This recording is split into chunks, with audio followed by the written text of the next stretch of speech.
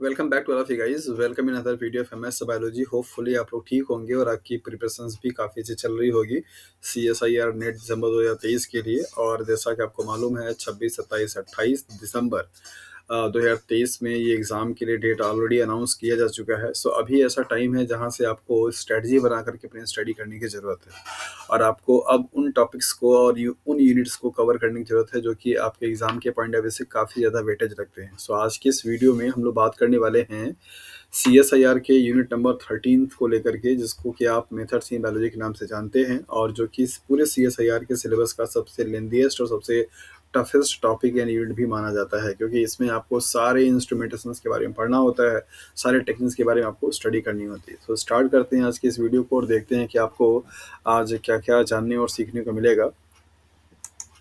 जैसा कि आप यहाँ पे देख पा रहे हैं, जैसा कि आपको यहाँ पे दिखाई दे रहा है कि ये हमारा मेथड्स इन बायोलॉजी का पहला लेक्चर है, जिसमें आपको साइज क्रोमेटोग्राफी के बारे में, आयन क्रोमेटोग्राफी के बारे में, एफिनिटी क्रोमेटोग्राफी के बारे में, इलेक्ट्रोफोरेसिस के बारे में, आइसोलेटरी फोकसिंग के बारे में, 2D इलेक्ट्रोफोरेसिस के बारे में पढ़ने को मिलेगा। यहाँ पर आपको दे रखा है that is first of all protein purification. बात आती है कि क्रोमेटोग्राफी या ये जितनी भी टेक्निक आपको यहाँ पे लिखे गए उनकी टेक्निक की ज़रूरत क्यों है और प्रोटीन प्यूरिफिकेशन का क्या कॉन्सेप्ट होता है। तो यहाँ पर आपको एक फिगर की हेल्प से बताया जा रहा है कि मान लीजिए रेड और ग्रीन कलर के दोनों जो ही आपको सर्कल दिखाई दे रहे हैं, ये सब क्या आपके प्रोटीन मिक्सर है। क्या है? प्रोटीन मिक्सर है। और अगर इस प्रोटीन मिक्सर में से किसी एक पर्टिकुलर प्रोटीन को अगर आपको क्या करना है, सेपरेट आउट करना है, तो उस प्रोसेस को आप प्रोटीन प्यूरिफिकेशन के नाम से जानते हैं। सपोज कीजिए हमको सारे सिर्फ रेड वाले बॉल चाहिए, तो हमने क्या किया, इसको किसी एक कॉलम मैट्रिक्स में डाला और इस कॉलम मैट्रिक्स में से हमने क्या किया, पास आउट कराया। हमारे पास जो भी सिर्फ आया यहाँ से निकल करके मान लीजिए ग्रीन वाले सब क्या हो गए, बाहर निकल गए और इसके बाद यहाँ पे जो बचा कैसा बचा, रेड वाला बचा। प्रोटीन प्यूरिफिकेशन का मीन क्या होता है, दैट इज कि किसी एक स्पेसिफिक पर्टिकुलर काइंड के प्रोटीन मॉलिक्यूल्स को सेपरेट आउट करना from a mixture of a protein, different kind के प्रोटीन मॉलिक्यूल हो, उस प्रोसेस को आप प्रोटीन प्यूरिफिकेशन के नाम से जानते हैं। Right? So protein can be separated from one another on the basis of solubility, size, charge and binding affinity। चार ये पैरामीटर्स हैं, प्रॉपर्टीज हैं, जिनके बेसिस पे प्रोटीन मॉलिक्यूल्स को सेपरेट किया सकता है किसी भी मिक्सर से। पहला सॉल्बिलिटी के बेसिस पे हो सकता है कि जो भी प्रोटीन के मिक्सर्स हों उनका अलग अलग सॉल्वेंट में अलग अलग टाइप की सॉल्बिलिटी की रेट हो, और उनका साइज के बेसिस पे, उनके चार्ज के बेसिस पे, उनके बाइंडिंग एफिनिटी के बेसिस पे। ये चार आपके ऐसे प्रॉपर्टीज एंड पैरामीटर दिए जा रहे हैं जिनके बेसिस पे प्रोटीन मॉलिक्यूल्स को आप एक दूसरे से सेपरेट आउट कर सकते हैं। राइट? यहाँ पे दिया जा रहा है gel filtration chromatography, gel permeation chromatography और साइज एक्सक्लूजन क्रोमेटोग्राफी। राइट? नाम से ही समझ में आ रहा है यहाँ पे कि ये जो वाली एक्सपेरिमेंट होगा, मीन्स ये वाली जो टेक्निक होगी, एक्सपेरिमेंट नहीं टेक्निक जो होगा, उसमें आपके प्रोटीन मॉलिक्यूल्स का जो सेपरेशन होगा based on the size, size के बेसिस पे क्या किया जाएगा, सेपरेशन किया जाएगा। इसी को आप जेल परमिशन के नाम से भी जानते हैं और जेल फिल्ट्रेशन क्रोमेटोग्राफी के नाम से जाना जाता है। और इस वाले टेक्निक में आपको बताया जा रहा है कि प्रोटीन मॉलिक्यूल का जो प्यूरिफिकेशन किया जाएगा on the basis of a size. Right? Column consists of a porous beads such as dextran and agarose और polyclamide cephadix, cephalose and biogel। आपको बताया जा रहा है कि यहाँ पे कोई एक ऐसे कॉलम होगा और इस कॉलम में क्या किया जाएगा, सॉलिड मैट्रिक्स होगी जो कि इन सारी चीज़ों का मिलकर के बना हो सकता है। लाइक ऐसा एग्रोज का बना हो सकता है, डेक्स्ट्रॉन का बना हो सकता है, या पॉलीक्लोरामाइड का बना हो सकता है, सेफाडेक्स का या सेफरोज का या बायोजेल का। राइट? तो एक कॉलम होगा, मीन्स ऐसे ट्रांसपेरेंट कोई ग्लास की ट्यूब होगी और उसमें क्या होंगे, बीड्स लगे हुए होंगे, और ये बीड्स आपके जो होंगे इस तरीके के बने हो सकते हैं, इन सारे केमिकल कंपाउंड से बना हो सकता है। Right? Typically 100 micrometre to in diameter, मतलब ये जो आपके बीड्स होते हैं उनकी जो डायमीटर होती है वो कितनी होगी, आपकी 100 माइक्रोमीटर की होगी। Large molecules flow more rapidly through this column and emerge first। आपको बताया जा रहा है कि अगर छोटा और बड़ा दो टाइप के मॉलिक्यूल्स हैं तो उनमें से बड़ा वाला मॉलिक्यूल क्या होगा, पहले निकलेगा एज कम्पेयर टू छोटा वाले मॉलिक्यूल से। शायद अभी आपको सुनने में थोड़ा सा ये अकवर्ड लग रहा हो कि ऐसे कैसे हो सकता है, छोटा मॉलिक्यूल तो पहले आना चाहिए, बड़ा बाद में आना चाहिए। तो थोड़ी सी आप वेट कीजिए, आपको भी आगे फिगर की हेल्प से समझ में आ जाएगा कि कैसे ऐसा हो रहा है।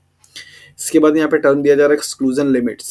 एक्सक्लूजन लिमिट्स का मतलब क्या होता है, smallest molecules enable to penetrate the pore of a given gel. वो किसी भी मॉलिक्यूल्स का वो स्मॉलेस्ट साइज जिससे वो साइज़ जो हो वो उस पोर में, वो जो आपका बीड्स लगा हुआ है, उस बीड्स के पोर्स से पास आउट ना हो सके, मतलब उसमें फ़िल्टर आउट ना हो सके, उसको आप बोलते हैं that is exclusion limit, right? मतलब सपोज़ कीजिए अगर आपका ये बीड्स है और इस बीड्स का मान लीजिए ये पोर है और इस पोर का साइज़ आपको मान लीजिए सपोज़ दे रखा है that is the 10 micrometre for example, right? So अगर मान लीजिए यहाँ पे 11 माइक्रोमीटर का कोई एक पार्टिकल होगा तो वो यहाँ से आकर फ़िल्टर नहीं हो पाएगा, तो इसी को आप बोलते हैं एक्सक्लूजन लिमिट। वो स्मॉलेस्ट मॉलिक्यूल जो कि आपके इस पोर साइज़ से, गिवन पोर साइज़ से पास आउट होने में अनेबल हो, उसको आप एक्सक्लूजन लिमिट के नाम से जानते हैं। एंड इल्यूट सीक्वेंसेस क्या होगा, अगर आप प्रोटीन, आरएनए, डीएनए मॉलिक्यूल्स को अगर आप एडिशन कराते हैं, इलेक्ट्रोफिलिस कराते हैं, तो सबसे पहले कौन निकलेगा? प्रोटीन मॉलिक्यूल निकलेंगे, राइट? देन इसके बाद आरएनए मॉलिक्यूल निकलेगा, फिर इसके बाद क्या होगा? डीएनए मॉलिक्यूल निकलेगा। ये तीनों का आपका ऑर्डर है। इन ऑर्डर से सवाल आपके पूछे जाते हैं कि कैसे इनका इल्यूशन होगा। ओके, सो नेक्स्ट आपको यहाँ पे दिया जा रहा है केडी, डिस्ट्रीब्यूशन कोफिशिएंट बोलते हैं इसको, और ये डिपेंड करता है किस पे? साइज पे डिपेंड करता है। So if a molecule is completely excluded by the pore, then Kd is equal to 0. अगर बताया जा रहा है कि कोई भी पोर है, जो भी बीड्स आपके लगे हुए हैं, अगर ये पोर है, मतलब जेल है उसका, ये पोर है, अगर इस पोर से पूरा टोटली तरीके से क्या होगा? ये बड़ा होगा साइज। एक्सक्लूडेड का मतलब बाहर हो जाना। अगर कोई भी मॉलिक्यूल का साइज इस पोर के साइज से क्या होगा? बड़ा होगा। मान लीजिए मॉलिक्यूल का साइज है, इसकी साइज क्या है? बड़ी है किससे? पोर साइज से। उस केस में Kd की वैल्यू जो होगी वो क्या होगी? 0 होगी, right? If a molecule enter into the porous beads and has accessibility, then Kd is equal to 1. अगर इस पोर का साइज बड़ा हो और मॉलिक्यूल जो आ रहा है वो आपका क्या हो? छोटा, मतलब अंदर में पास आउट हो सके, उस केस में, मतलब कि जब आपका मॉलिक्यूल की साइज क्या हो? छोटी हो, पोर की साइज क्या हो? बड़ी हो, तो उस केस में Kd की वैल्यू क्या हो जाएगी? 1 हो जाएगी। और दिया जा रहा है for all intermediate size Kd is equal to 0 to 1, और इसके बाद आपको दिया जा रहा है कि मतलब जो इसकी लिमिट थी वहां से लेकर के जहां तक छोटा पार्टिकल हो सकता है उसके बीच की वैल्यू जो होगी वो 0 से लेकर के आपका 1 तक के बीच में आएगा Kd की वैल्यू को लेकर के, राइट?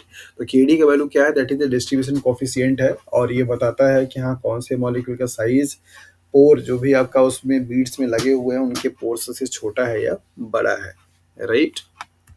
सो यहाँ पर आप फिगर देख सकते हैं, और इस फिगर के हेल्प से आपको समझना है कि ये वाला पूरा आपको जो दिखाई दे रहा है ये क्या आपका कॉलम है, और यहाँ पे जो आपको ये दिख रहे हैं छोटे छोटे ऐसे ये वाले, ये सब आपके क्या हैं? बीड्स हैं, राइट? पोरस पॉलीमर बीड्स हैं। और ये आपने क्या किया? प्रोटीन सैंपल को क्या किया? इसमें डाल दिया है, राइट? तो प्रोटीन सैंपल को जब आपने यहाँ पे डाला, देखिए प्रोटीन के मिक्सर में क्या है? ये सब आपके क्या है? प्रोटीन मिक्सर है। और प्रोटीन मिक्सर में आप देखिए यहाँ पे छोटा बड़ा छोटा बड़ा छोटा बड़ा कई डिफरेंट टाइप के क्या है? प्रोटीन के मॉलिक्यूल्स हैं। और जब इसको इस कॉलम में डाला गया, कॉलम का मतलब सिंपल एक ग्लास का ट्यूब है, और इसमें आपके सॉलिड मैट्रिक्स के पोर्स जो है वो फिट किए गए हैं, मतलब उस पर टैग किए गए हैं, इसको उस पर जमाए गए हैं, और उन्हीं पोरस से क्या किया जा रहा है? इनको, ये सैंपल को डाला जा रहा है। तो जो भी पार्टिकल की साइज, मतलब जो पार्टिकल बड़े हैं और जिन पार्टिकल की साइज पोर की साइज से क्या है? बड़ी है, वो पार्टिकल उस पोर में, मतलब उस बीड्स में जा नहीं पा रहे हैं, वो बीड्स के बाहर आ जा रहे हैं।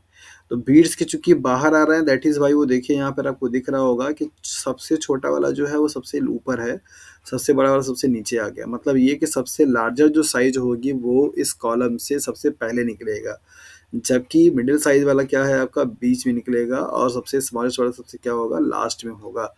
ऐसा इसलिए हो रहा है क्योंकि जिन पार्टिकल की साइज इस पोर के साइज से क्या है? बड़ी है, वो पार्टिकल इस पोर में नहीं जा रहे हैं, और उनके ना जाने की वजह से जो इंटरमॉलिक्यूलर फोर्सेस लग रहा था, मींस जो हिंड्रेंस हो रही थी, जो पोर उसमें कोई केमिकल्स लगे, वो केमिकल का बना हुआ है, और उसके अंदर जब जाएगा तो वहाँ पे हिंड्रेंस होता है उसकी स्पीड में, वहाँ पे इंट्रैक्शंस हो जाता है, जिसकी वजह से वो धीरे-धीरे पास आउट होता है। जबकि जिन मॉलिक्यूल्स का पोर के अंदर में एंट्री नहीं हो रही है, वो मॉलिक्यूल्स साइड बाय साइड से क्या हो रहे हैं? आसानी से निकल जा रहे हैं। That is why heavier or larger molecule will elevate first, while smallest molecule will elevate सबसे लेटर जो होगा। तो यहाँ पर आपको समझने वाला जो कॉन्सेप्ट है वो क्या है कि अगर आपको ऐसे टाइप के न्यूमेरिकल दिए जाते हैं, सवाल दिया जाता है, तो आपको समझना होगा कि जिन मॉलिक्यूल्स की साइज़ क्या होगी? बड़ी होगी, उन मॉलिक्यूल्स का जो इल्यूशन होगा, मीन्स निकलना होगा, वो सबसे पहले होगा। ऐसा इसलिए क्योंकि वो पोर में नहीं जा पा रहे, और पोर में न जाने की वजह से जो वहाँ पे फोर्सेस लग रहे थे, इंट्रैक्शंस हो रहा था, वो नहीं लगेगा। और पार्टिकल को जो होंगे वो जल्दी से जल्दी आपके क्या होंगे, बाहर निकल जाएंगे। जबकि जिन पार्टिकल्स पे आपका यहाँ पे साइज छोटी है, जो पोर्स के बीड्स के अंदर जा रहे हैं, उनमें क्या होगा, आपके इंट्रैक्शंस होंगे केमिकल, दैट इज वाई यहाँ पे इसकी मूवमेंट क्या होगी, स्लो हो जाएगी। यहाँ पर आपको दे भी रखा है कि ये आपका पोरस जेल है, ये आपका प्रोटीन मिक्सचर ऐड किया जा रहा है। देन इसके बाद protein molecules separate by size, larger molecules passes more freely appearing in the earlier fraction. आपको बताया जा रहा है कि जो सबसे बड़े वाले मॉलिक्यूल्स हैं वो आसानी से फ्रीली क्या होंगे, पास आउट हो जाएंगे और जल्दी से मतलब सबसे अर्ली क्या करेंगे, वो बाहर निकल जाएंगे, दिखाई देंगे। जबकि जो छोटे पार्टिकल्स होंगे, जो छोटे साइज के मॉलिक्यूल्स होंगे, वो आपका देर से निकलेंगे और उनका इल्यूशन क्या होगा, लेट से होगा। इस बात को आप अच्छे से याद रखिएगा कि लार्जर जो साइज होगी वो पहले निकलेगा और स्मॉल जो साइज होगी वो बाद में निकलेगा। नेक्स्ट है आपका ion exchange chromatography. Ion exchange, जैसा कि आपको नाम से ही समझ में आ रहा होगा कि यहाँ पे आयंस को सेपरेट किया जाएगा। दैट मीन्स या तो आपके क्या होंगे, पॉजिटिव आयन होंगे या तो क्या होंगे, नेगेटिव आयन होंगे। पॉजिटिव आयन वाले को आप बेसिकली मतलब बोल सकते हैं कि हाँ, इस तरीके का मॉलिक्यूल जहाँ पे पॉजिटिव चार्जेस है, लाइक है आपका मान लीजिए यहाँ पे सोडियम है, यहाँ पे मान लीजिए आपका क्या है, क्लोराइड है, राइट। तो इसको आप बोलते हैं दैट इज द केटायन, और इसको आप क्या बोलते हैं, दैट इज द एनायन। तो दो तरीके के चार्जेस आपके हो सकते हैं, राइट। केटायन को आप बेसिकली एक और भी नाम से जानते हैं, मतलब जो पॉजिटिव चार्ज को एक्सचेंज करने वाले होते हैं उसको आप केटायन एक्सचेंजर बोलते हैं, और आप इनको एसिडिक एक्सचेंजर के नाम से भी जाना जाता है, राइट। तो आयन एक्सचेंज क्रोमेटोग्राफी की जरूरत कब पड़ेगी, तब पड़ेगी जब आपके प्रोटीन मॉलिक्यूल्स का क्या हो, सेपरेशन चार्ज के बेसिस पे किया जाए। किसके बेसिस पे, चार्ज के बेसिस पे किया जाए। अगर प्रोटीन मॉलिक्यूल्स मान लीजिए कुछ पॉजिटिव चार्ज हैं, कुछ नेगेटिव चार्ज वाले प्रोटीन हैं, और इनमें से किसी एक पर्टिकुलर सिर्फ या पॉजिटिव या सिर्फ आपका नेगेटिव टाइप के प्रोटीन को अगर आपको सेपरेट आउट करना है, तो उस कंडीशंस में आप आयन एक्सचेंज क्रोमेटोग्राफी टेक्निक को क्या करते हैं, यूज करते हैं, राइट। सो यहाँ पे स्टेटमेंट आपको दे रखा है, based on the charge, means charge के बेसिस पे होगा। Matrix contain bound charge group called ion exchanger. बताया जा रहा है कि ये जो आपका कॉलम मैट्रिक्स होगा, इस कॉलम मैट्रिक्स पे ऑलरेडी यहाँ पे क्या किया गया, चार्ज मॉलिक्यूल फिक्स किए जाते हैं। लाइक मान लीजिए यहाँ पे पॉजिटिव है, सारे पॉजिटिव चार्ज जो होंगे वो ऐसे क्या किए जाते हैं, फिक्स किए जाते हैं, लाइक दैट, इस तरीके से। यहाँ पे भी, यहाँ पे भी, यहाँ पे भी इस तरीके से फिक्स किए जाते हैं।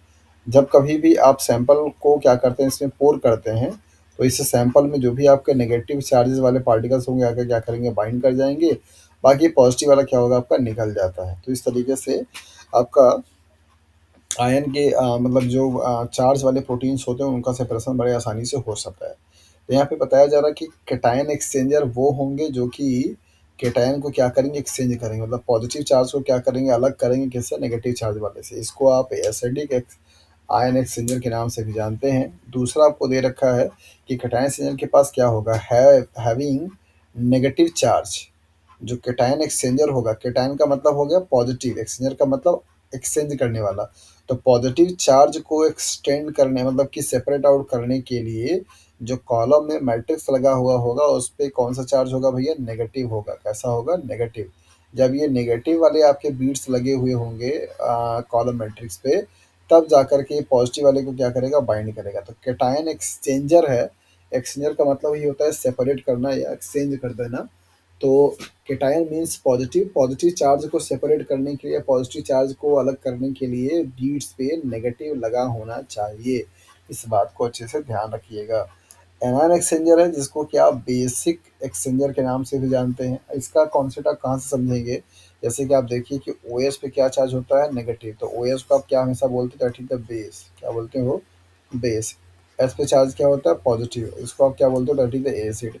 वही सेम कॉन्सेप्ट है, कैटायन फॉर एसिडिक और एनायन फॉर बेसिक। तो यहाँ पर आपको दिया जा रहा है कि एनायन एक्सचेंजर जो होगा उसको आप बेसिक आयन एक्सचेंजर के नाम से भी जानते हैं। Having positive charge use for anion separation. तो जो भी आपके एनायन एक्सचेंजर होंगे, एनायन एक्सचेंज का मतलब क्या हुआ कि उनको नेगेटिव वाले प्रोटीन को सेपरेट आउट करना है बाय फ्रॉम द मिक्सर। तो नेगेटिव सेपरेट तब होगी जब उस पे उसके पास जो बीट्स लगे हुए होंगे, वो बीट्स आपके कैसे होंगे, that is the positively charge होंगे। तो पॉजिटिव चार्ज नेगेटिव चार्ज का जो कॉन्सेप्ट है उसको अच्छे तरीके से आप समझ जाइए कि हाँ, अगर आपको नेगेटिवली चार्ज प्रोटीन को सेपरेट आउट करना है तो आप उस टाइम पे क्या यूज़ करेंगे, उस टाइम पे आप यूज़ करेंगे that is the anion exchanger, क्योंकि उसके पास जो होगा वो क्या होगा, पॉजिटिवली चार्ज बीट्स होंगे। राइट। यहाँ पर आपको दिया जा रहा है कि पीएच की वैल्यू अगर पीआई से क्या हो, ज़्यादा हो, तो उस टाइम पे जो नेट नेगेटिव चार्ज होगा, जो जो चार्ज होगा वो क्या होगा, नेट नेगेटिव चार्ज होगा। और अगर नेट नेगेटिव चार्ज हुआ तो बाइंड किससे करेगा, that is the anion exchanger से बाइंड करेगा। नेगेटिव चार्ज का मतलब एनायन एक्सचेंजर, इसके पास जो बीट्स लगे होंगे कैसा होगा, पॉजिटिवली चार्ज। राइट। और अगर पीएच की वैल्यू पीआई से क्या हो, कम हो, तो उस टाइम पे चार्जेस क्या आएंगे, आपका पॉजिटिव आएगा। और उस टाइम पे बाइंड किससे करेगा, आपका कैटायन से बाइंड करेगा। और अगर पीएच और पीआई की वैल्यू क्या हो, बराबर बराबर हो, तो उस टाइम पे कोई चार्जेस नहीं होगा। और अगर चार्जेस नहीं हुआ तो वो आपका किसी से भी बाइंड नहीं करेगा, मतलब कि वहाँ पे कोई एक से बाइंडिंग नहीं होगी। तो पीएच का बहुत बड़ा रोल है कि किसी भी प्रोटीन के मॉलिक्यूल्स का जो पीएच है सराउंडिंग का, और इसकी जो पीआई वैल्यू है, उन दोनों का बहुत इम्पोर्टेंस है। और इन दोनों के ही हेल्प से प्रोटीन मॉलिक्यूल का जो सेपरेशन करने के लिए होता है, वो चीज़ें यूज़फुल होती हैं। राइट। एक चीज़ यहाँ पे देख लेते हैं कि कैसे ये आपका पीएच और पीआई का जो रिलेशन है वो क्या है।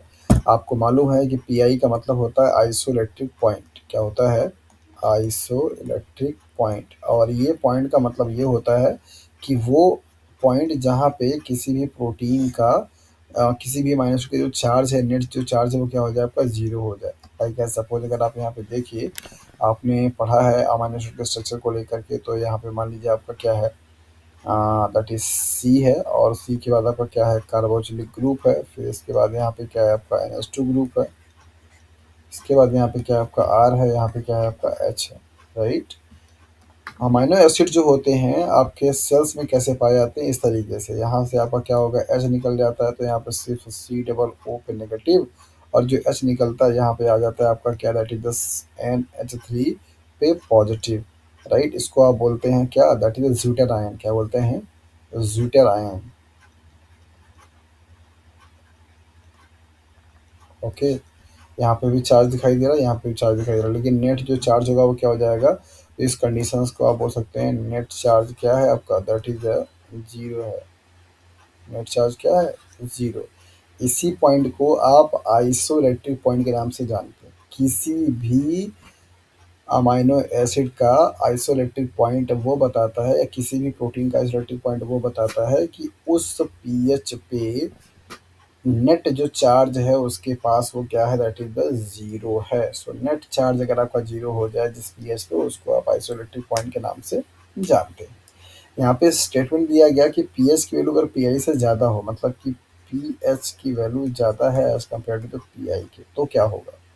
अब मान लीजिए ये पीआई का कंडीशन है आइसोलेटिक पॉइंट का, इस कंडीशन पे नेट चार्जेस क्या है, ज़्यादा, मतलब नेट चार्जेस क्या हो गए आपके, जीरो हो गए। अब पीएच की वैल्यू ज़्यादा दे रहा है, पीएच की वैल्यू ज़्यादा होने का मतलब क्या होगा, ओ एच आयन का कंसंट्रेशन बढ़ेगा।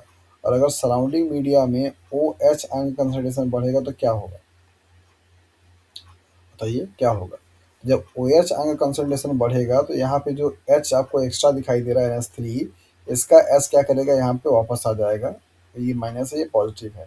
जब ये यहाँ वापस आएगा तो यहाँ पे जो चार्ज दिखाई दे रहा था वो चार्ज आपको क्या हो जाएगा, जीरो हो जाएगा। कैसा हो जाएगा, जीरो। अब ओवरऑल चार्ज क्या दिखाई देगा आपका, नेगेटिव। कैसा दिखाई देगा, नेगेटिव चार्ज दिखाई देगा। तो अगर नेगेटिव चार्ज दिखाई दे रहा है, इसका मतलब इसके लिए आपको यूज करना पड़ेगा एनायन एक्सचेंजर। क्या यूज करना पड़ेगा, एनायन एक्सचेंजर। और इसके पास जो बीट्स लगे हुए होंगे वो पॉजिटिवली चार्ज लगे हुए होंगे, तब जाकर किसी क्या करेगा, बाइंड करेगा। तो आपको ये पता होना चाहिए कि पीआई का कॉन्सेप्ट क्या है, और पीआई का पीएच से क्या रिलेशन है, किसी भी प्रोटीन का जो नेचर है वो कैसे पीएच और पीआई पे डिपेंड कर रहा है, आपको यहाँ पे समझना होगा, जो कि मैंने आपको यहाँ पे बता दिया। सो आयन एक्सचेंज क्रोमेटोग्राफी एक ऐसी क्रोमेटोग्राफी है जिसका यूटिलाइजेशन आप तब करते हैं जब किसी भी चार्ज प्रोटीन को के मिक्सर से किसी एक पर्टिकुलर काइंड ऑफ चार्ज वाले प्रोटीन मॉलिक्यूल को क्या करना हो, सेपरेट आउट करना हो, तो उस कंडीशंस में आप आयन एक्सचेंज क्रोमेटोग्राफी टेक्निक को क्या करते हैं, यूज करते हैं।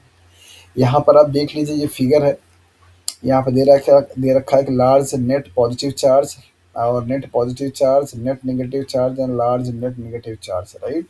ये चार कैटेगरी में मॉलिक्यूल्स यहाँ पे डिवाइड किए गए हैं। और यहाँ पे क्या किया जा रहा है, ऐड किया जा रहा है, polymer beads with negatively charge functional group. यहाँ पे जो कॉलम मैट्रिक्स लगाया गया है वो कैसा है, नेगेटिवली चार्ज। कैसा है, नेगेटिवली चार्ज। नेगेटिवली चार्ज इसका ये हो गया, इसका मतलब कि क्या करेगा, ये पॉजिटिव से बाइंड करेगा, और पॉजिटिव से बाइंड करेगा तो इसका नाम क्या पड़ेगा भैया, केटायन एक्सचेंजर। क्या पड़ेगा, केटायन एक्सचेंजर के नाम से जाना जाएगा। सो कैटायन एक्सचेंजर अगर लगा हुआ है तो वहाँ पे जितने भी आपके कैटायंस होंगे, मतलब कि पॉजिटिवली चार्ज वाले अमाइनो एसिड्स या पॉजिटिवली चार्ज वाले आपके जो प्रोटीन्स होंगे वो सब के सब आपके क्या होंगे, वहाँ पे बाइंड कर जाएंगे। तो ये है आपका कॉन्सेप्ट किसका, that is the ion exchange chromatography का। और इस कॉन्सेप्ट में आपको यही जानने को मिलता है, और आपको ये समझना होगा कि जो भी प्रोटीन मॉलिक्यूल्स को सेपरेट हमको करना है, जिस किसी भी टारगेटेड प्रोटीन का, उसका अपोजिट आपके पास बीट्स होना चाहिए, राइट। अगर आपको नेगेटिव का करना है तो फिर आपके पास पॉजिटिव होना चाहिए, अगर आपको पॉजिटिव करना है तो फिर आपको नेगेटिव होना चाहिए।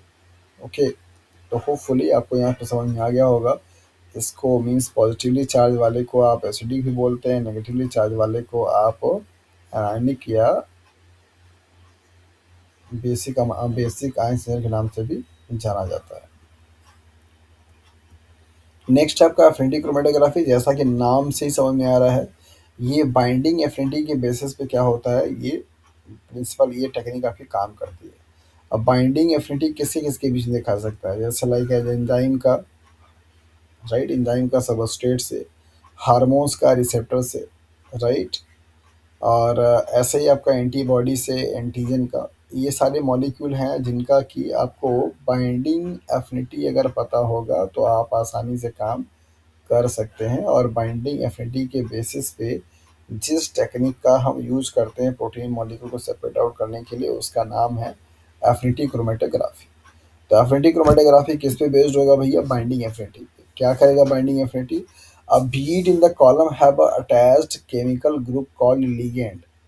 जो भी आपका कॉलम मैट्रिक्स होगा उसमें सिंथेटिक केमिकल ग्रुप क्या किए जाते हैं, टैग किए जाते हैं, जिसको कि आप बेसिकली बोलते हैं क्या, दैट इज द केमिकल जो ग्रुप होगा लिगेंड का, वो उस पर क्या किया जाएगा, टैग किया जाएगा। इसके बाद आपके सैंपल को क्या किया जाता है, उसमें से पोर करा करके पास आउट कराया जाता है। तो जो भी आपके मॉलिक्यूल्स उसमें से होंगे जो कि बाइंडिंग एफिनिटी शो कर रहे होंगे, उनका वहाँ पे क्या होगा, बाइंडिंग होगी, बाकी सब क्या होंगे, आपके बाहर निकल जाते हैं। सो यहाँ पे दे भी रखा है कि एंजाइम का सबस्ट्रेट से, एंटीबॉडी एंटीजन से, हार्मोन्स का रिसेप्टर से, लैक्टिन एंड पॉली ए, ये सब टाइप के मॉलिक्यूल हैं जिनका कि एफिनिटी क्रोमेटोग्राफी से टेक्निक से सेपरेशन आप कर सकते हैं। ऐसा नहीं है कि कोई भी चीज़ का आप सेपरेशन एफिनिटी क्रोमेटोग्राफी से करेंगे, कोई भी चीज़ का आप सेपरेशन आगे जो आपको पढ़ाए गए दैट इज साइंस के उससे कर पाएंगे। सबका अपना अलग अलग सिग्निफिकेंट है और सबका अपना अलग अलग क्या है, रोल है। जहाँ पे बात सीधी आ जाए कि दैट इज कि एफिनिटी के बेसिस पे करना है तो आप वहाँ पे साइज नहीं कर पाएंगे, साइज के बेसिस पे करना हो जाए तो आप एफिनिटी नहीं कर पाएंगे। तो ये सारी चीज़ें हैं, अलग अलग प्रॉपर्टी के बेसिस पे अलग अलग टेक्निक क्या किए जाते हैं, यूज़ किए जाते हैं। यहाँ पे आपको दिखाया जा रहा है कि मान लीजिए आपका ये इंटरेस्टेड प्रोटीन है और इसके लिए क्या है, ये लिगैंड है। अब सपोज कि अगर मान लीजिए फॉर एग्जांपल वही रिसेप्टर वाला कॉन्सेप्ट है, यहाँ पे मान लीजिए ये इसका क्या है, रिसेप्टर है, राइट। और इस रिसेप्टर के लिए इसको क्या करना है, यहाँ पे बाइंड करना है। अब मान लीजिए ढेर सारे मॉलिक्यूल्स आपने दे दिए ट्राइंगल बना करके, इस तरीके से बना करके, और आपने देखा कि यहाँ पे एक मॉलिक्यूल ऐसा भी है जो किस किस शेप का है। तो इससे क्या होता है कि जो भी मॉलिक्यूल्स आपके उस बीड के कॉम्प्लीमेंट्री शेप का मिलेगा, वो वाला मॉलिक्यूल क्या करेगा, आपका बाइंड कर जाएगा। बाकी आपके जो नॉन बाइंडिंग वाले पार्ट होंगे सब के सब क्या होंगे, आपके निकल जाते हैं। तो इसका मतलब क्या होता है, इसका मतलब ये होता है कि अगर कभी भी आपको प्रोटीन का, हार्मोन्स का, एंजाइम्स का, अगर इन सभी का अगर आपको स्टेटमेंट करना है तो आपके पास एफिनिटी क्रोमेटोग्राफी होनी चाहिए, राइट। तो आपने अभी तक देखा कि एफिनिटी क्रोमेटोग्राफी, आयन सेंस chromatography and well as well as size स्टूडियम प्रिंसिपल या साइज स्टूडियम क्रोमेटोग्राफी, ये तीनों के केसेस में आपको अब कोई दिक्कत नहीं होनी चाहिए। आपको कॉन्सेप्ट बहुत अच्छे तरीके से समझ में आ गया होगा होपफुली, राइट। सो अगर आपको इसमें कहीं कुछ डाउट है, अगर आपको कुछ पूछना रहेगा तो आप उसको पूछ लीजिएगा। वैसे प्रॉबेबली कि आपको कोई प्रॉब्लम इसमें नहीं आनी चाहिए। और अभी तक आपने पढ़ा कि एफडी क्रोमेटोग्राफी क्या होती है, साइज फिल्म क्रोमेटोग्राफी क्या होती है और आयन चैनल क्रोमेटोग्राफी क्या होती है, राइट? सो बाकी के जो टॉपिक्स होंगे उनको भी हम लोग देखेंगे यहाँ पे। और अगला हमारा जो टॉपिक है पढ़ने के लिए वो क्या है, that is electrophoresis, right? So electrophoresis के बारे में काफ़ी सारा आइडिया आप लोगों को पहले से है, बहुत सारे एग्जाम्पल करा चुके हैं, बहुत सारे आपको टर्म्स इसके बारे में आपको आप जानते भी हैं।